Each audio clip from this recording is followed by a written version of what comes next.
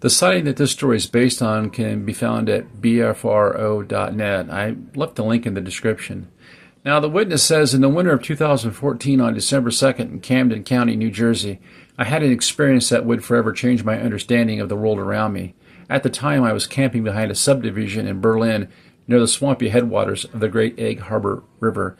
This area was adjacent to a new residential development still under construction, and I had set up my camp near a path used by locals for dog walking and off-road vehicles. Life was tough then. I had lost my job, my home, and my vehicle, all within a week in late November 2014. With only my camping gear and a little money, I bought a junker vehicle and set up a stealth camping site in the woods. My girlfriend, who lived nearby, helped me with her car as I searched for a new job and a better vehicle. My camp was hidden well. I pitched my tent behind a large mound, covered it up with a camo tarp, and surrounded the area with brush. From my tent, I could see a few homes in the distance, the new development to my left, and the vast expanse of the Great Egg Harbor River swamp to my right.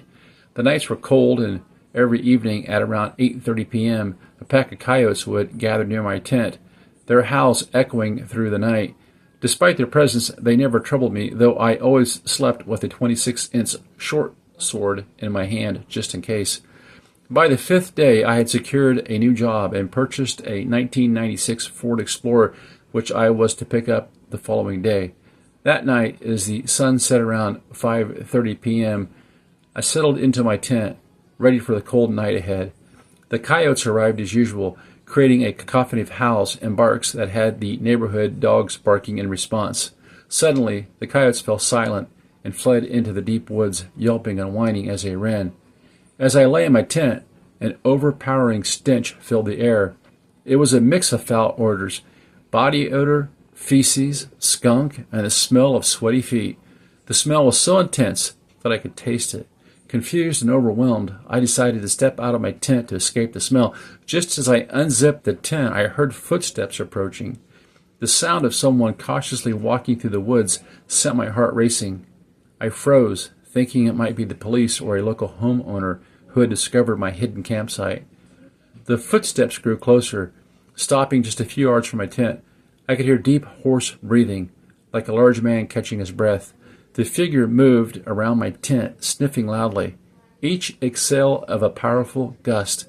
My mind raced. No human could smell so intensely. I wondered if it might be a bear, though they were rare in the Pine Barrens and unlikely to walk on 2 feet.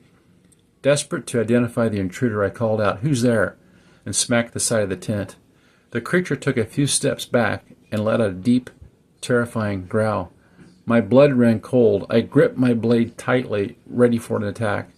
But instead of attacking, the creature walked away, its footsteps fading in the distance. As the stench dissipated, I heard the sound of wood striking wood twice. Exhausted and bewildered, I eventually fell asleep.